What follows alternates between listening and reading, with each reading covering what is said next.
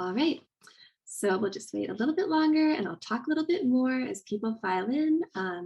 If you see this QR code, this black and white square on the upper left section of your screen, it's a QR code and it will take you to a link tree we've created with some resources and information about Black History Month. So if you use your phone, this is an empty one, but use your phone and open the camera app, you can take a picture of it and a little thing will pop up and you can use it to go to that link and we'll have lots of information there for you. Again, we would appreciate it if you know of any additional resources. You can email us at consulting@cfrac.com. And once again, I'd like to mention that we do have live subtitles turned on. Please check your settings to make sure you have them turned on and then they should work. So we're gathered here today on a Miskwichiwaskikan, traditional Treaty 6 territory of First Nations and the Métis Nation of Alberta Zone 4. We respectfully acknowledge and thank the diverse Indigenous peoples whose ancestors' footsteps have marked this land for generations, including the Cree, Dene, Saulteaux, Nakota, Blackfoot, as well as the Métis and Inuit. This land is and has been a welcoming place for all peoples who come to Edmonton and call it home. It's a place built for community, trade, friendship, and shared understanding. We recognize those Indigenous peoples who are still fighting for equality today, and we support them in the spirit of decolonization and reconciliation. We remain committed to honoring the struggle, We remain committed to honoring the struggle of our Indigenous siblings and joining with them to end injustice. Together, we call upon all of our collective honored traditions and ancestors to help us work together in the spirit of community and understanding today and ever onwards. So why do we do treaty acknowledgements? We are all treaty people. Long ago, when the first settlers came to this land, they drafted treaties that Indigenous people signed with goodwill and in good faith. Those settlers and settlers up until today have not always honored those treaties. The treaties were meant to honor the traditional land and way of life of the Indigenous peoples, to ensure their rights and prosperity, and to build understanding and mutual cooperation. Today, we acknowledge treaty land as a way to recommit to honoring the spirit of those treaties and to recognize the continued rights of Indigenous peoples as the traditional stewards of this land. We recognize that many Indigenous peoples have been dispossessed of their land and traditional ways of life, and with that, the prosperity that came along with it. We acknowledge the treaty to understand that we each have a role to play as treaty people in reconciliation and in righting the historical wrongs that have taken place. A little bit about us. Since its establishment in 1993, the Centre for Race and Culture, or CFRAC, formerly known as the Northern Alberta Alliance on Race Relations, has brought together diverse people with an interest in promoting and supporting individual, collective, and systemic change to address discrimination and racism, and to encourage intercultural understanding. Taking an intersectional approach, our expertise spans workplace development, community building, research, and education. If you're interested in learning more about our current events, projects, or activities, please visit our website, cfrac.com, or sign up for our newsletter. A bit about this session. This session is part of our new initiative called Challenging Discrimination Through Community Conversations, an ongoing series of moderated roundtables and webinars with guest speakers from diverse communities, organizations, academia, and the public. We seek to understand and address experiences of discrimination and exclusion in the Canadian context by shining a spotlight on different forms of discrimination. Among other topics, we hope to encourage solidarity among groups and individuals interested in promoting social inclusion and equity. We have an upcoming session for International Women's Day on March 9th, 2022, from 5 p.m. to 6 p.m., and we'd love to see you there. So we'd also like to offer to you that if you are interested in collaborating or you have some resources, you know someone who might be great for this project, please just email us at consulting@cfrac.com. And we're going to launch some polls on your screen. They collect anonymous demographic data. You don't have to answer, but if you do, it really helps us to understand our audience better. So we'll just give you all a minute. Sometimes the questions take a moment to pop up on your screen.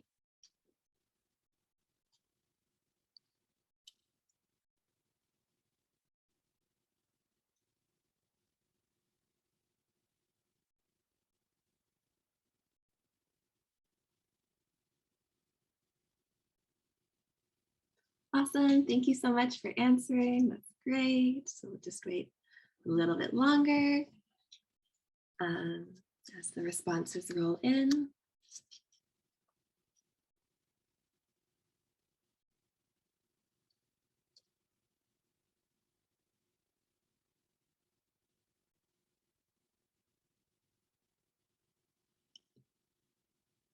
Great, just 7 more seconds.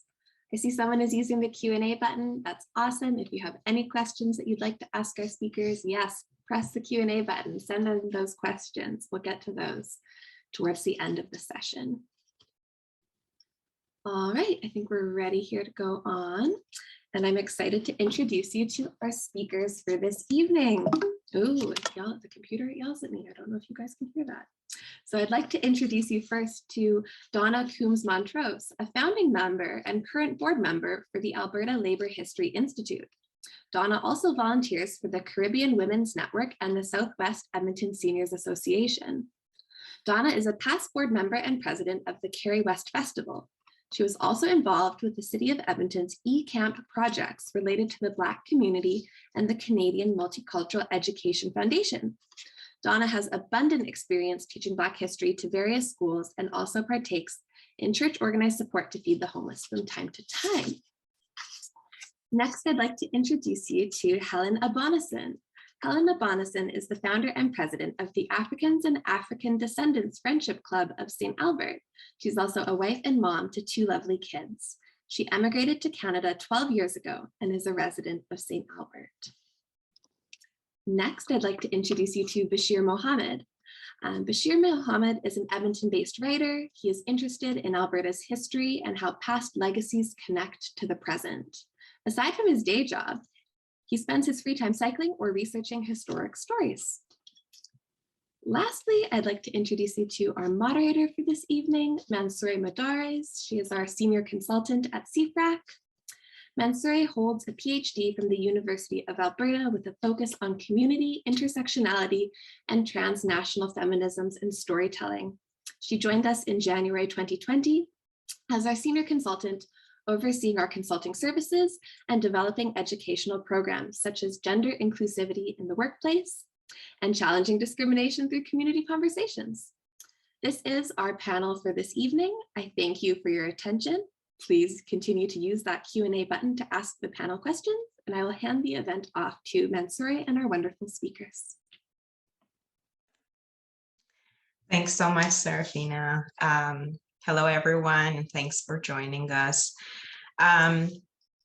First of all, I see a question in the Q&A. So before starting, so we usually do land acknowledgement, Marcia, here in Canada in different territories, and Edmonton is in the territory we just acknowledged. So we usually ask our audience to tell us where they're connecting from. So if you know that information, it would be great if you can add it. And Q&A, we know that the chat is disabled, but also a moment of reflection on that. And just briefly, when we're talking about racialized individual, where we are talking about the experience of the individual being seen or being received in the community as or because of experiencing sort of a racialization or a sort of a different way of seeing by the community. And we usually refuse to use terms such as minority, visible minority, and so on. And we believe that the term racialized is a much better term to use in critical studies. All right, so welcome everyone. Thanks for joining us. A special thank you to our panelists today. Donna, Helen, and Bashir.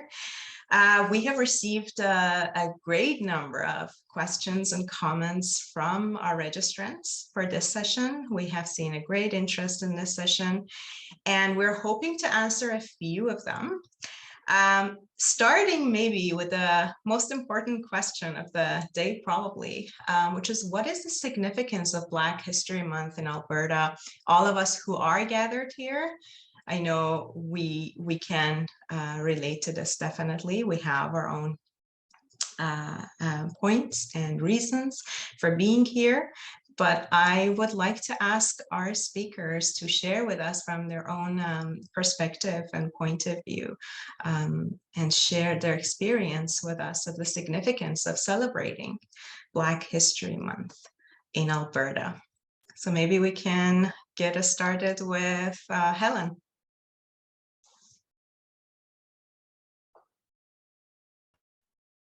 Thank you very much for the opportunity to come discuss and be a part of this panel today. And going straight to the question, the significance of Black History Month in Alberta.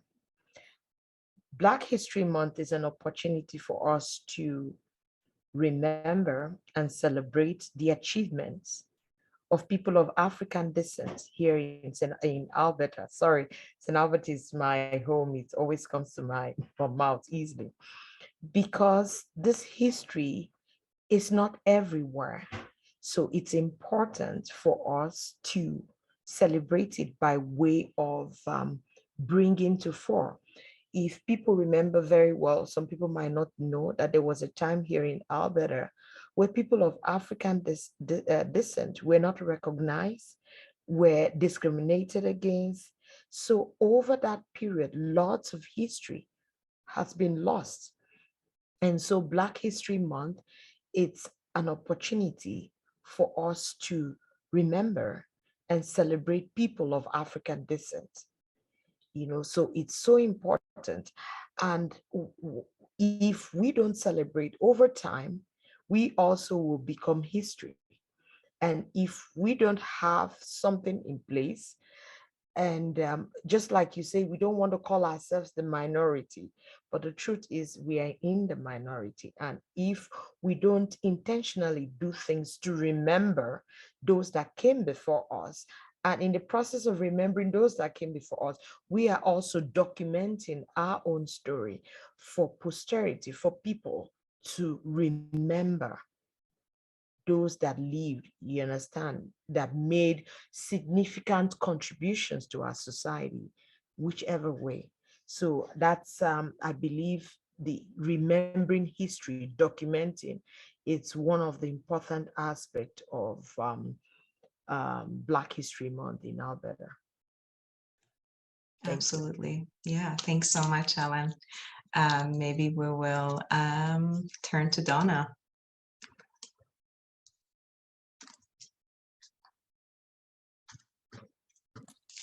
Donna, you're on mute. You're on mute, Donna, sorry. Well, thanks, Bashir. I forgot that part. I was saying that coming around to this time of the year, you know, it seems like this is the one time of the year we focus all of our year's work on this particular month, February, which is one unfortunate thing, that because our history is all year, you know, it's all year, every year. And so, but coming around to this time of the year, I always reflect on what I don't know about our history.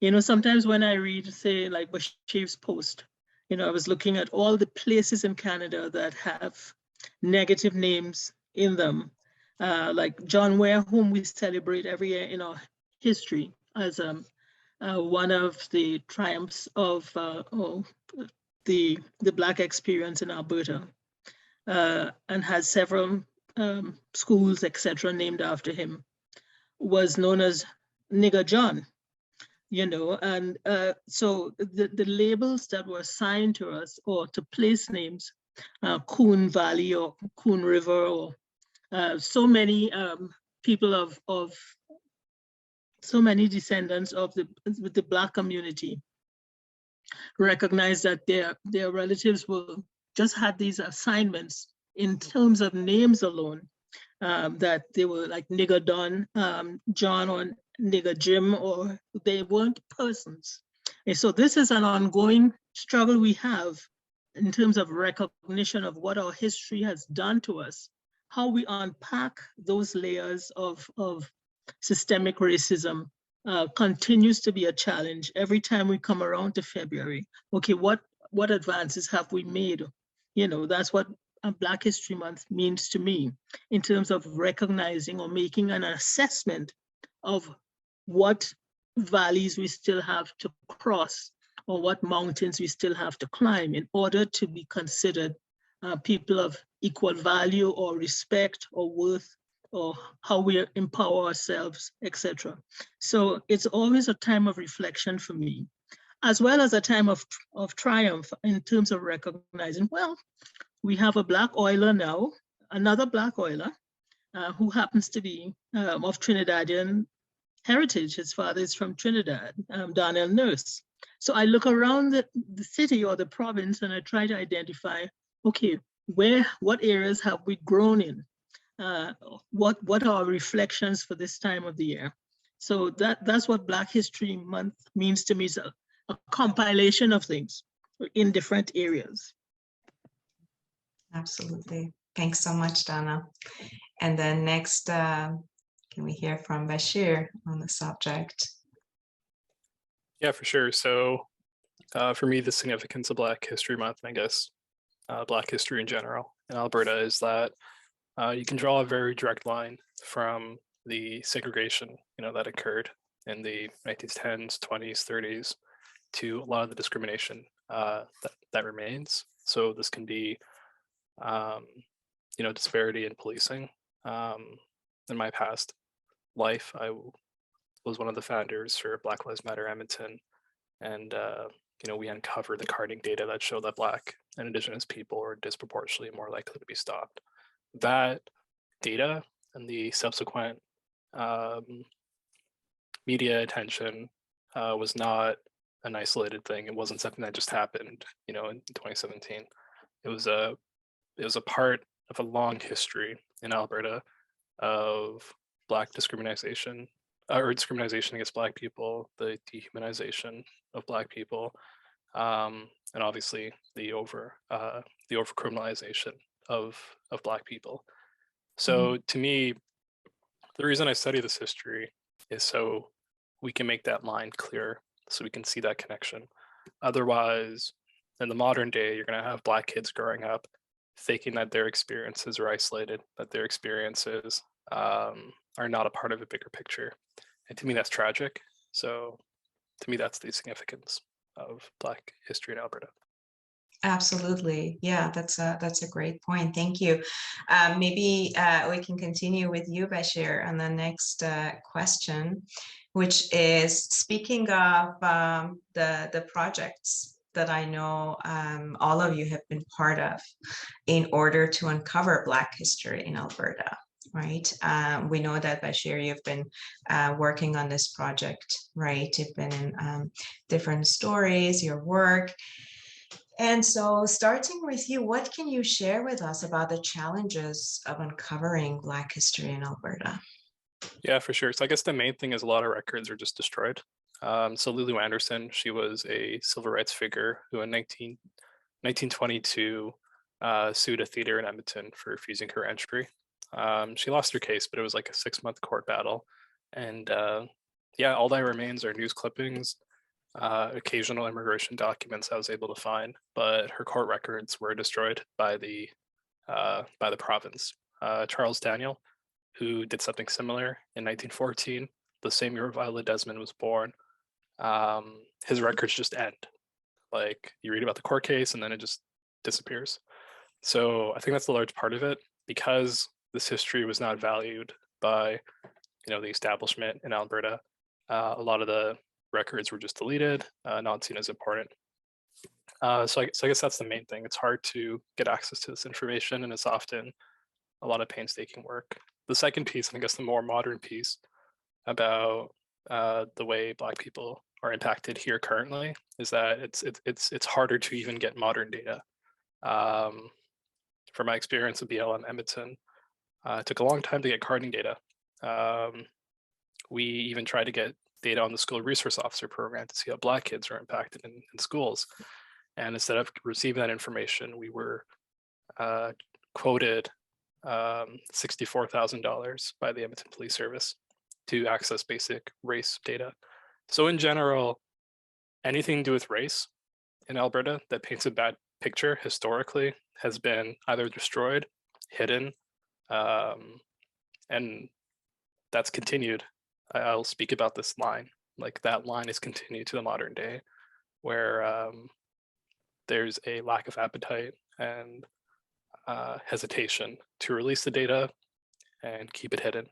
So I think that's the main challenge. It's hard to confirm that your experiences are real without this information. And to me, that's one of the biggest building blocks in the study and understanding of Black Albertan history.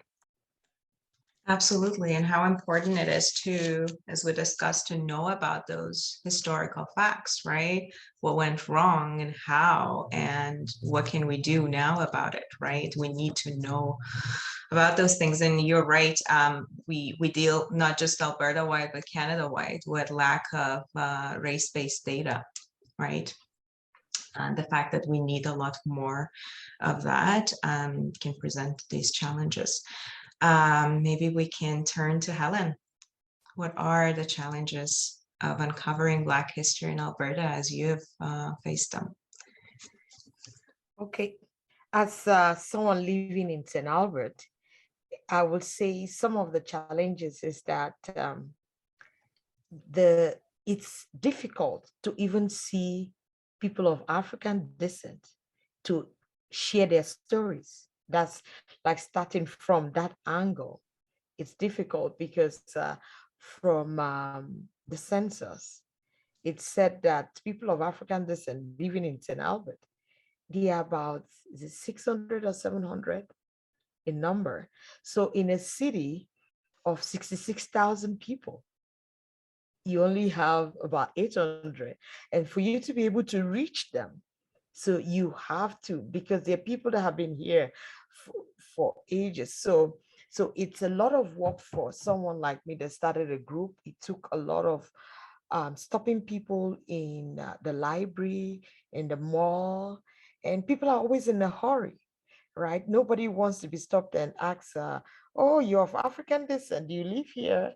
And it's in that process I got to know of a community member, Marilyn McGrath. She's been sharing her family history, and they came in the late 60s. So for her to share a story. So one of the challenges is that it's challenging to even see people to share their story. That's one.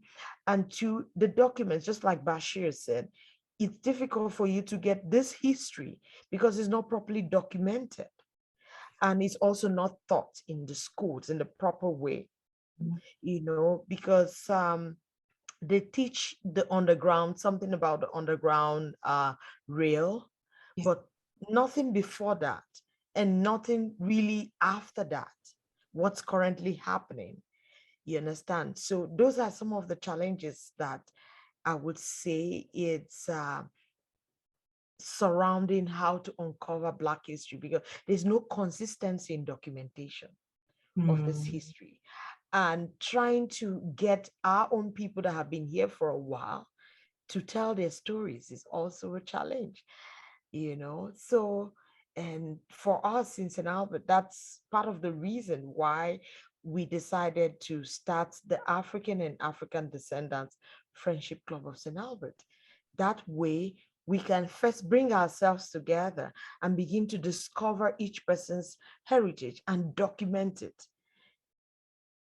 You know, so yes, so inconsistencies in the historical preservation of our history is also part of that. And for us, it's like a small city, it's difficult to get people together to, you know, find out their history too. Absolutely. Yeah. And it's so great that in, you know, your community, your organization, you're still able to sort of hold on to, you know, that heritage and sort of spread the word. But you're absolutely right. Lack of consistency and maybe at times lack of, you know, resources for everyone to be able to engage in a province-wide, in a city-wide, right? Effort, project, something like that. Yeah, thank you. How about you, Donna? What can you share with us? One of the challenges I have faced personally is in trying to understand who tells our story. When I say who tells our story, who is the keeper of information about the Black communities? And let me start with census. You know, I was on a conference last year with that involved people who collect census, government officials. And I tried to pose a question about, do you use data from police records to do census on the Black community? I haven't got answers yet, by the way. But when it came to carding or all of the defining criminal elements in the Black community and typing, you know, describing features of the Black community that are negative, where does the information come from in terms of census? So, because I found it quite troubling to understand that the same police engaged in carding, their reports eventually go into census data, and that defines the Black community. So that's a problem I still have in terms of understanding who defines us, or which offices of government where there's so much systemic racism, how do people understand the Black communities that exist in our provinces when these are the custodians of our knowledge, you know? That's one challenge I have. On the positive side, I have been engaged since I came to Edmonton, in doing oral histories in the Black community through my organization, Alberta Labor History Institute. So we've gone to Calgary and other places and interviewed sleeping car porters, descendants or relatives or people like that who have been involved in the Alberta version of the NAACP, because those stories are recorded and available for public education on the Alberta Labor History Institute site, because those stories really tell more about the character of our Black communities and who has been here. So that is what I'm engaged in doing in terms of answering one of the challenges I have faced in trying to find information, as Bashir and Helen have said, on our Black community and who are the people who have been here for the past generations, and what have been their experiences.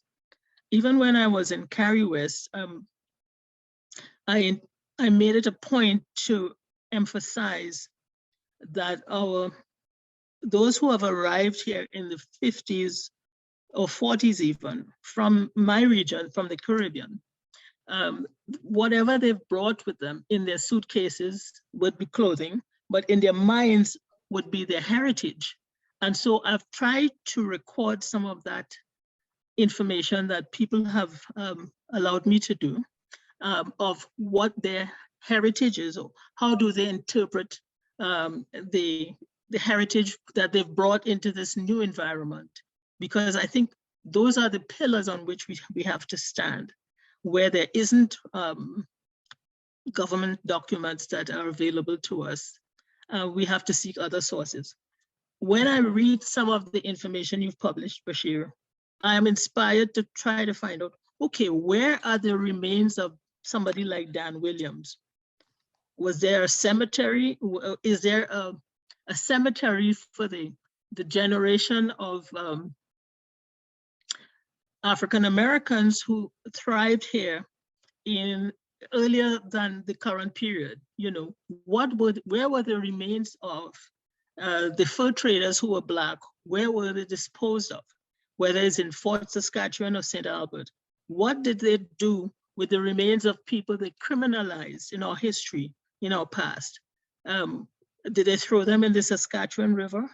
You know, so our records are incomplete, you know, because they constantly try to take our history from us, you know, to separate us from those who have gone before, so that we don't stand on their shoulders, or those are not the pillars we can rely on. So that is what those are one of the challenges I face in trying to continue to record the history of the Black community. Yeah, absolutely. Thanks for sharing. And yes, you're absolutely right. The need for an independent agent, right, in there when we're talking about data collection, when we're talking about who is reporting that, who's interpreting that, right, who's collecting that data, who's taking part in that, right? So yes, absolutely, we need to have that sort of independent auditing of such practices as well. Thanks so much. There is a question here in the Q&A, which is about the role COVID basically plays into the lack of race-based data right now, and if you have had any experiences yourself in your work in the community to see how disproportionately it would affect communities, and how when we do not have the data again, we can't really know about what's going on in our community, right? So if you have any examples, any experiences that you would like to share with us regarding this.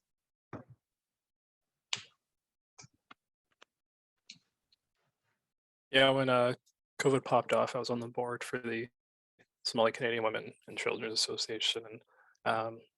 Yeah, like a big challenge was a lot of the recommendations that are put in place only really worked if you're like middle class, you know, you had a decent house where you could isolate, you didn't have a multi-generational household, you had the technology available to you, you had good internet, you know, stuff like that. So right away there was inequality when it came to data collection. Yeah, like bureaucracy slowed down, so that became a challenge. Yeah, to me, those are two of the main things that stood out in terms of how COVID affected racialized communities, but also data collection. Absolutely. Yeah, thanks for sharing that. We had last year in our roundtables, one of the sessions we actually focused on the effect of COVID, right, on racialized communities, and how, again, as you suggested, Bashir, when it comes to those intersections, right, that we're dealing with a racialized individual, again, being affected by their economic class, right, being affected by so many different factors in addition to the experience of being racialized. It just adds to those layers, those obstacles that they have to overcome, right? Yeah, thank you. So the next question that we have here is actually for us to learn more about the projects that are going on in Alberta about uncovering Black history. I know all of you have been working really hard, really like individual efforts, right? And these projects, the time, the effort, the resources you've put into them. So we would really like to learn more about these. What are they? How are your experiences? What can you share about these with us? Maybe we can start with Helen. Thank you very much. So what are the projects happening? So our group started in 2019, and the objective of our group is to project and preserve our history and cultures in St. Albert through events. And we did the first time in 2020, Black History Month was declared in St. Albert. And since then, the mayor of St. Albert, Mayor Cathy Heron, has been so welcoming to be proclaiming Black History Month here in St. Albert. And in addition to that, we partner with the St. Albert Public Library during Black History Month. And we have what we call movie nights with the St. Albert Public Library. And during this movie night, we bring stories like the movies about stories and things that have happened in the past. There was a movie that last year, that was a movie that was watched. It was about Mr. Emancipation, a very, very interesting movie about somebody that was in the Ontario area, how he struggles. He had an event that he was using to different stories. The first year we did that was in 2020. We had someone in our community that's from the heritage, the Amber Valley, descendant from the Amber Valley, sharing her story. And this year we had movies that there's a particular movie that had to do with people of African descent that took racism to court. So that was the movie we watched this year. And we had conversations around that movie. And what we found out that there were so many people that were surprised that these things were as recent as the 60s, 1960s here in Canada. They were very, very surprised. And so these events that we hold are eye-openers and to allow the general public know what happened, because there's so many people in our community that when you're talking about racism, they are trying to wonder, where is it coming? It doesn't happen, So these conversations help people to understand the struggles of people of African descent, because the people that don't understand what it means to have white privilege. They don't know till you explain to them and say, this is what it is. This is some of the things you don't know that people of color have to go through. They have to change their names.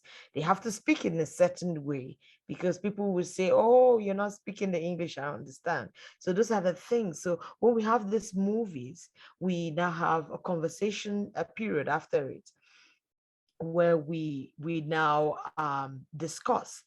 And besides these movies that talk about the past, we also added this year, we added school, engaging with our schools. So we wrote to our public schools that we would like to come make a presentation in the schools to the children during Black History Month.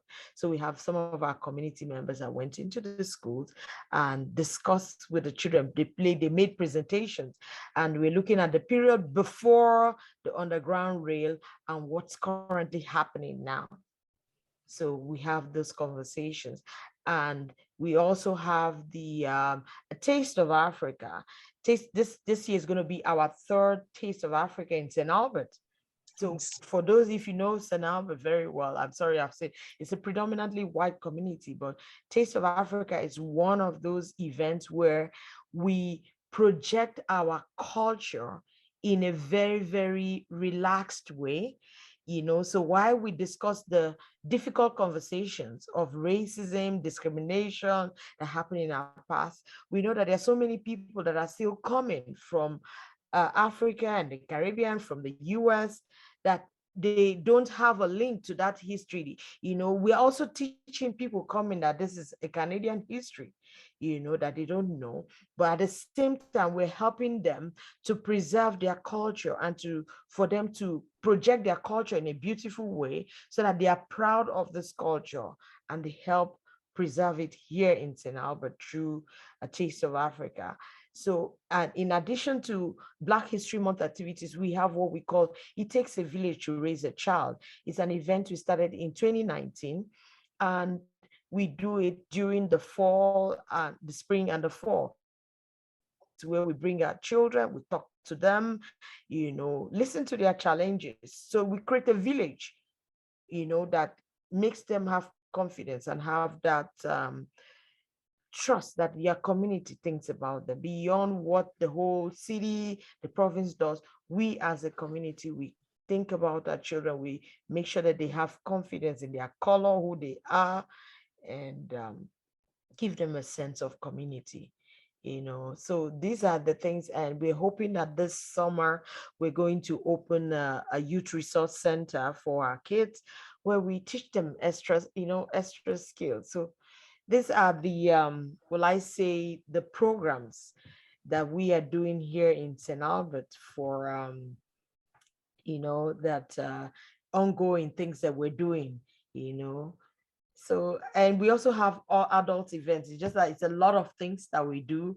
I call it like a small community within another small community. So we have adult programs. We have an evening in the park. When we have an evening in park during summer, we invite the community together to come interact with us, because it's something I found out, you know, because I also work with the city of St. Albert. I've worked with the city for 10 years.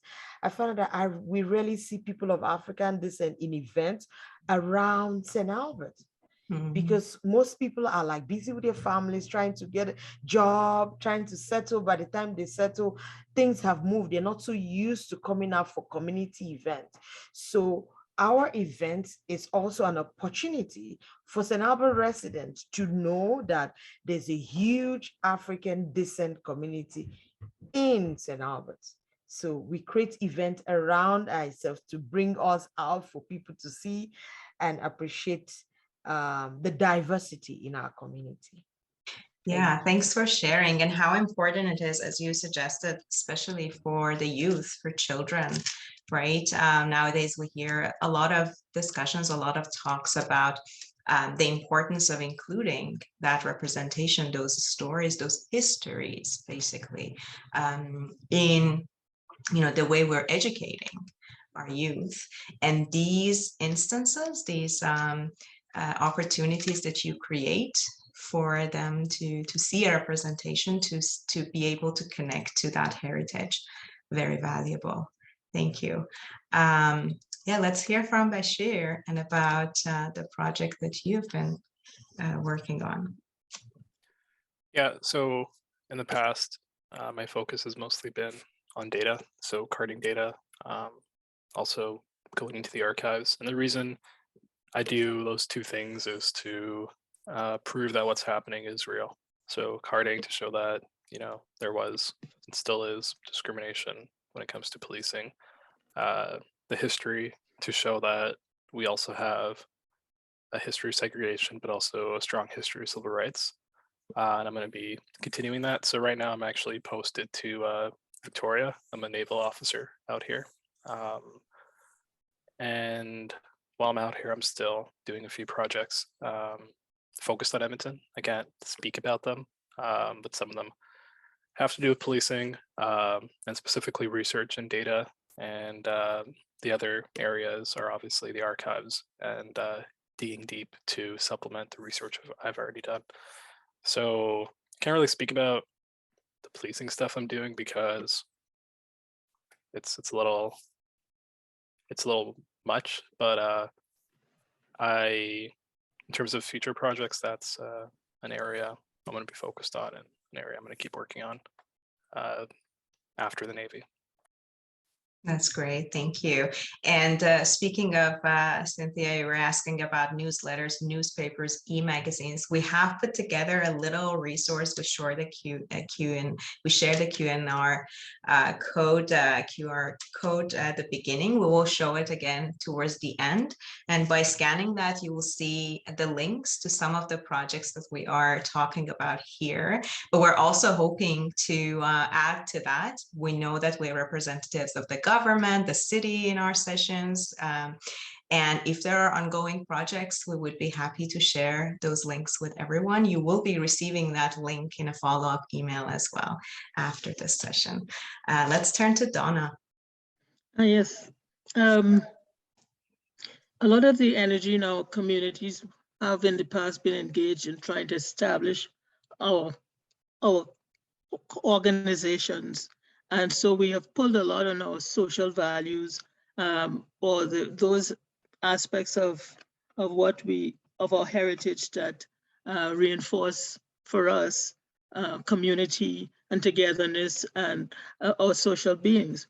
The last period of time, I've been involved in a project with Jennifer Kelly through the City Museum on, and we call it "And Still We Rise, a Black Presence of Alberta's later 1800 to 1970. It's a research project that's on the city site. It's City Museum Edmonton site. We launched it in September. And it contains a lot of interviews and photographs that we resourced from Glenbow archives. It's a good archives to use too, Bashir, for information. Excuse me. It contains interviews and videos and historical articles and things like the orders in council from the turn of the last century. And so there's a lot of research information that we've collected. The architect of that project is Professor Jennifer Kelly. And I've been able to work with that team over the years to accumulate that information. So a number of the interviews I referred to are also posted on that museum, virtual museum site, which is a public site.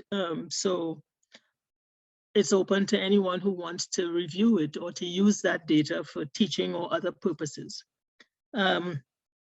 What we are working on now is the next installment of that information, because that only goes up to the 1970s and records the data of immigrant communities coming from different parts of the world, what their experiences have been, and reflecting on the jobs we were forced to do, like women were only allowed to work as domestic servants mainly, or those who came as teachers were sent to remote areas in order to gain Canadian experience, they say. And so the isolation or the circumstances in which we were forced to live as new immigrants to this land for a number of decades, it records that. So we're taking the research now to the next stage and recording the 40 or 50 years post that, what has happened to the Black communities in and around Alberta post-1970s. And so I look forward to continuing to work with that. We do have a number of people in the community who are interested in research, and I'm very passionate about that. And so that's where I'm throwing my weight for the next period of, excuse me, of time that I have. Through the Alberta Labor History Institute as well, we did I interviewed a number of nurses who were involved, nurses in the Black community who were serving in hospitals, or what their experiences have been, not only around COVID, but around the cuts, that the Kenney government imposed on the healthcare systems, and comparing that to the Klein era and the plight of immigrant nurses, particularly Black nurses, and how we have thrived in the healthcare system. So those interviews are also on ALHI's website. And so we try to target the experiences of the Black community in different areas and how we are thriving as a community overall. We still have some hills to climb because Bashir is obviously from a different part of the world than I am, or Helen is. And so our experiences or world knowledge will be completely different. What unites us is that we're all Black. And so we're still trying to understand each other as separate communities that exist together in this environment. What are we bringing into this new environment that unites us? And how we, because when you see me, you just see Black, but you don't understand my heritage and how it may be different to Bashir's. Why our names are different. Why do I have an English name? Is that my heritage? And so understanding ourselves is also a target we have for the next period going forward. Bringing our communities together more, understanding each other, the differences among us. Because of colonialism, a lot of us have mixed heritage. And so Serafina, for example, would have a different history to Bashir, but Serafina is one of our hosts. So understanding ourselves and how colonialism has impacted us in this new world order is something we all have to get to understand and put on the table and record in this period of time going forward. Absolutely. So that's another project.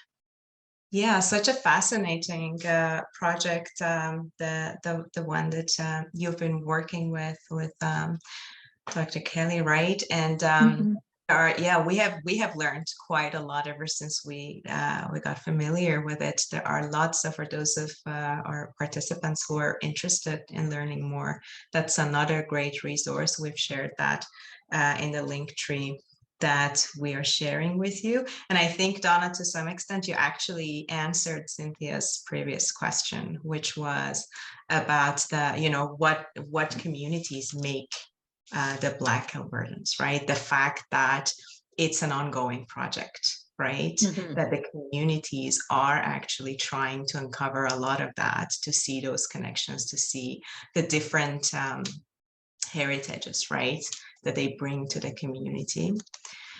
Thanks so much. So the last question we have here, and we would like to hear from our speakers on this, is that what are some ways that people can support the Black community in Alberta? So again, coming from different projects, different groups, different initiatives that you're working with, what are those ways that we can be part of this whole, again, ongoing project of uncovering Black history in Alberta, right? Maybe we can start with Bashir. Yeah, so a couple things. I guess the first thing is writing to and pushing your MLA to incorporate Black Albertan history into the curriculum. I've heard from PC Minister of Education, NDP Minister of Education, and the UCP Minister of Education, and they've all said that this history would be included in the curriculum, but it's still not there. So I think that's the area where, you know, if you want to be effective in Black Albertan history, that's something that anyone can do, but also be consistent. So instead of just writing a letter, continuing to follow up, because Black justice happens through being consistent. You know, it doesn't happen through, you know, just one action. You have to keep following up. Otherwise, people will take any out. And by people, I mean people in power will take any out they can to avoid doing something meaningful. So I guess that's one of the most important things. In terms of something that's happening right now, Lat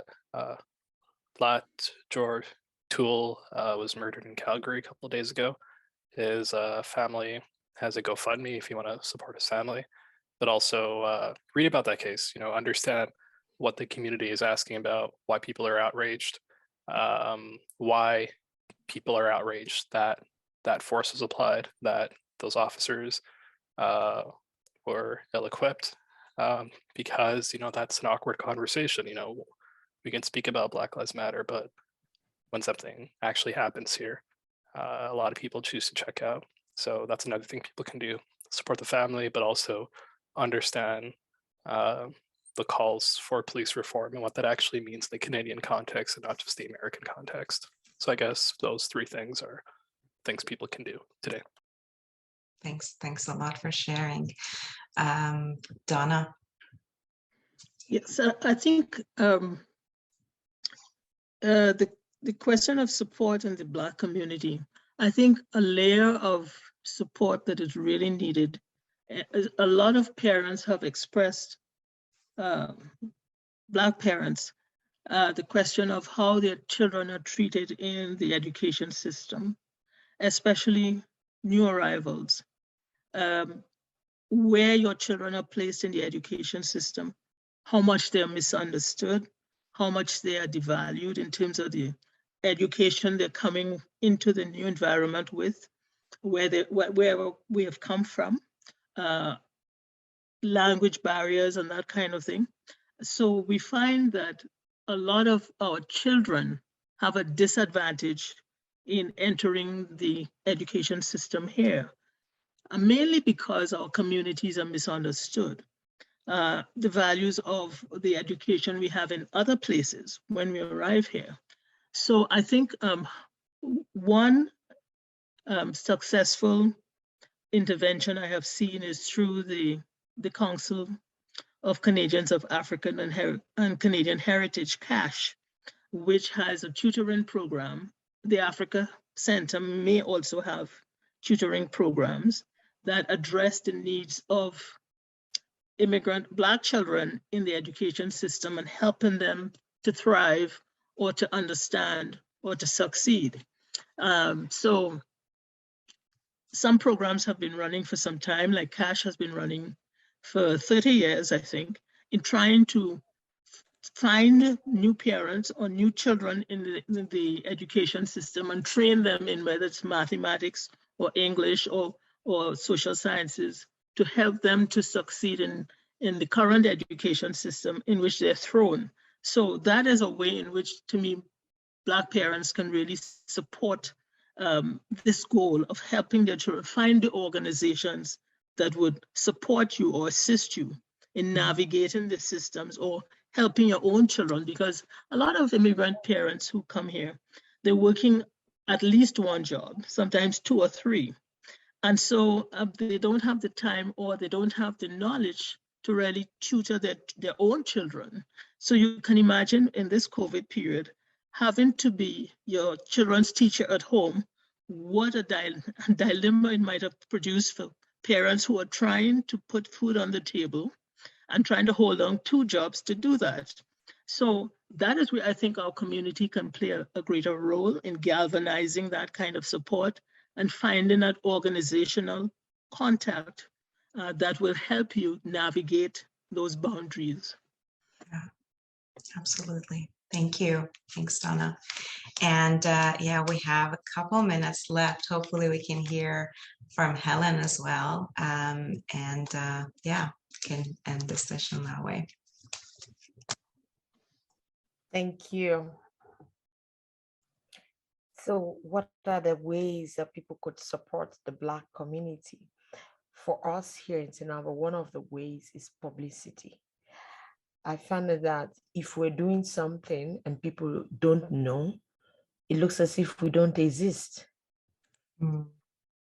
That's you know, what I find is that publicity is an integral part, and it's just to people to help us spread the word and say, oh, there's an African descent community in St. Albert, they're doing something this weekend.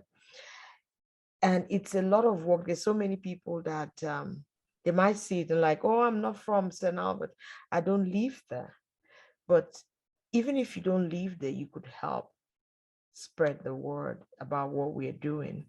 You know, one person that knows you could see it, you know. So that's how I just see things. I share if I'm on social media, I just share.